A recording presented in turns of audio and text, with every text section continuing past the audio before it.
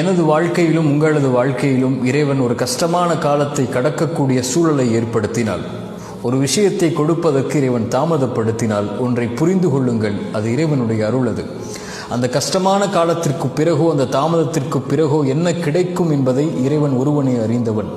நம்மை பொறுத்தவரை காத்திருப்பு மட்டும்தான் நம்மால் முடியும். இறைவன் நோயை கொடுத்தால் தான் சுகத்தை கொடுக்க முடியும். இறைவன் கஷ்டத்தை கொடுத்தால் தான் இன்பத்தை உணர முடியும்.